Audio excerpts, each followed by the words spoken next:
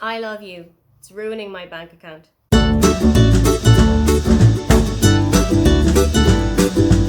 Hi, welcome, come on in. My name is Aoife, and today I am taking you through all of the authors that are on my auto buy list.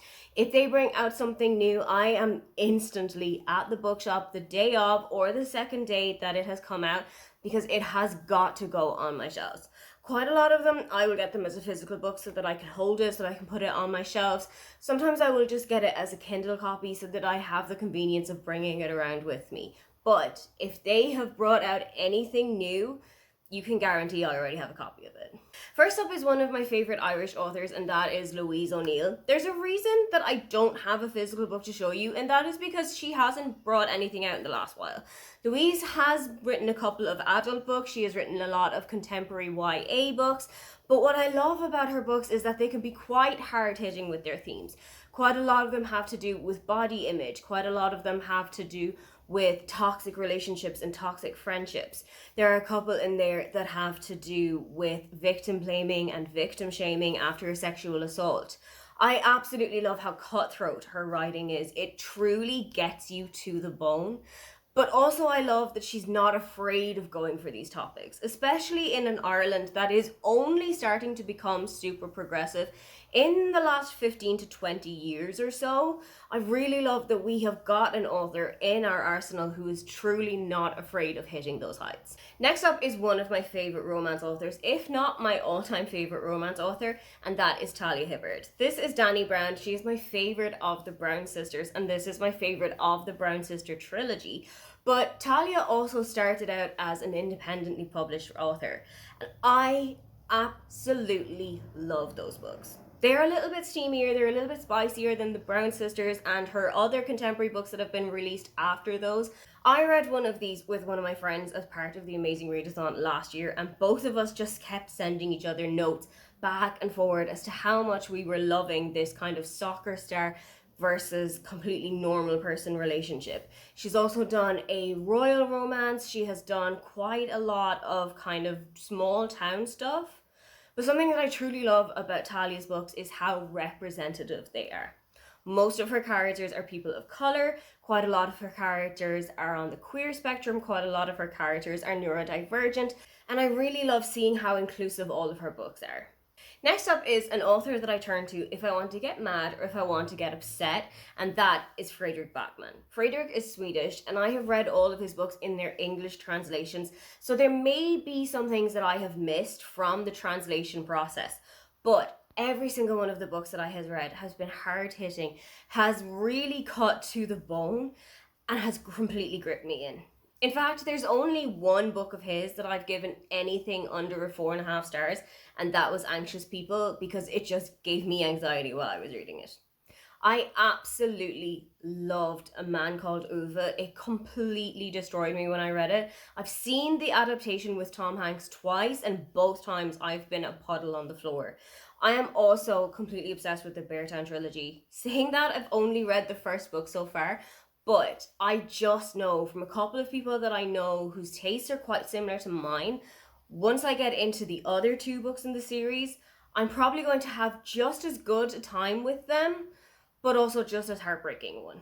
Up next is Isabel Broom, and one of the main reasons that I love Isabel's books is that they can transport you literally anywhere in the world. It doesn't matter if you're sitting in a cafe in Berlin, it doesn't matter if you are sitting on your armchair in London, or if you're staring out from your bedroom window in New York. These books will bring you literally anywhere that you want to go. She has set her books in countries like Spain, Thailand, New Zealand, Czechia, and I loved this opportunity to travel the world and to see everything through her eyes. She's also great on social media. I have followed her since her debut novel was published, as it was one of the first, if not the first, arcs that I ever got. And I absolutely love watching her career take off and watching all of the success that she's had. Her books are really great women's fiction. They have got some romances in them, but they're not incredibly steamy. These are quite closed doors, so if I want to go for something that's a little bit gentler, this is what I reach for. Next up is an author whose backlist I am almost completely finished, and that is Taylor Jenkins Reid.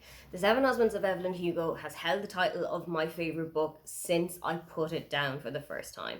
I was completely gripped on it. So much so that I spent most of a holiday to Vienna not walking around, not looking at the sights, sitting in McDonald's, ordering 20 chicken nuggets at a time so that I could finish Evelyn Hugo.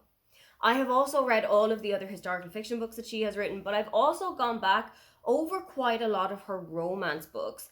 Those have been just as good, they have been just as intriguing, and something that I love about Taylor Jenkins Reid is the intriguing plots that she comes up with. She has a woman whose husband has come back into her life after having disappeared over a year ago.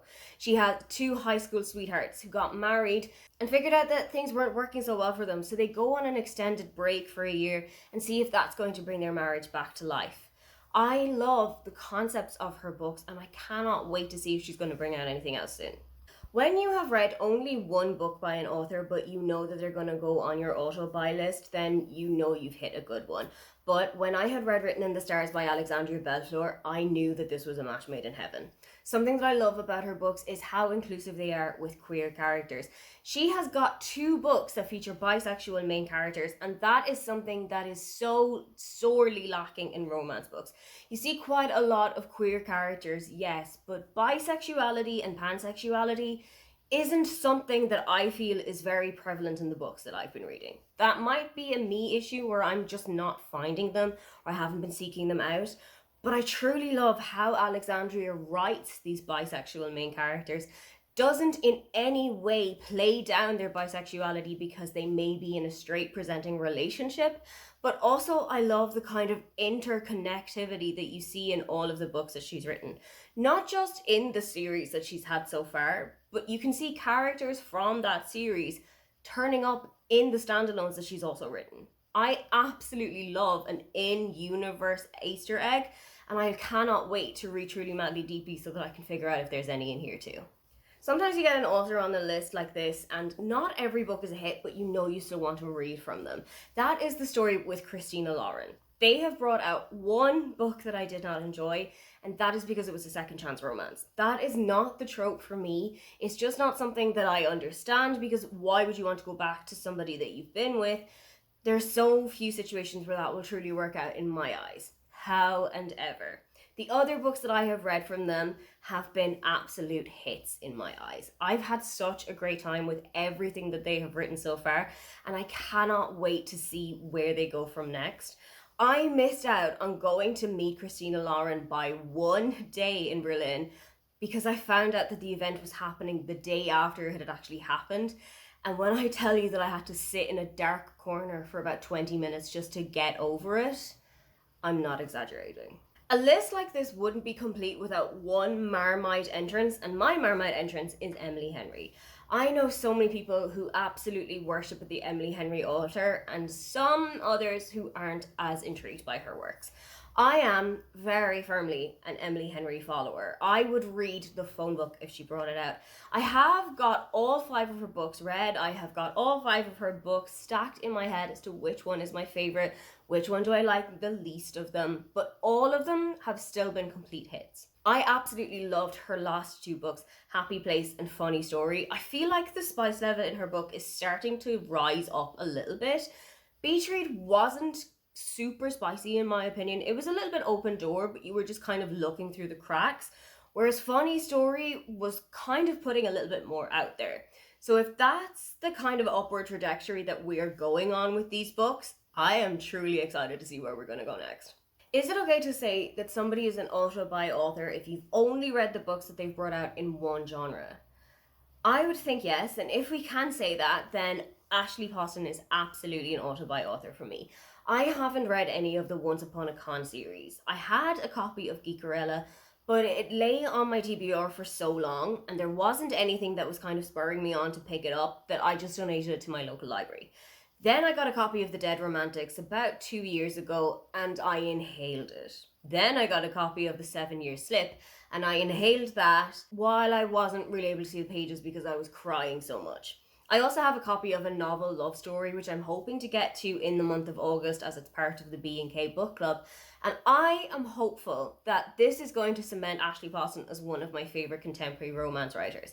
Something that I love about her books is that she puts in a little bit of magical realism into her books, which is great for somebody like me. I am very firmly injected in this world. The books that I like to read all take place in our actual, tangible, contemporary world. I don't read a whole lot of fantasy, and if I do, it has to also have a really big, our real world urban fantasy element to it. But having that little tiny sprinkle of magical realism and a tiny fantastical element is almost like a gateway drug for me. It's almost like I can, like, 5% say that I'm a fantasy reader, even while I'm still reading the kind of books that I enjoy. We started with one of my favourite Irish authors, so let's close out this video with the other favourite Irish author. If Marian Keyes is writing it, I am reading it. And it does not matter what it is that she's writing. I have read almost every single book that Marian has. I've only got a couple of her way back in the day books that I still need to read. Now, the ones that I have read so far, of those, they don't particularly stand up to the books that she's written in the last 5 or 10 or so years. I think her writing style has just really come along and has gotten to the stage that I am at in my reading journey. But something that I love about Marian is how good she is at writing an ensemble cast where you care about every single person on the page, but also families and drama and family drama. I love reading about massive families with like 7 children and 29 grandchildren and all of the married in people that you see as well. I absolutely love seeing that big family come together thing. It's one of my favorite things about Christmas, especially since I've left Ireland, that I get to go home, that I get to see every single member of my family, catch up with them, have drinks or have dinner or have breakfast with them, and just be together.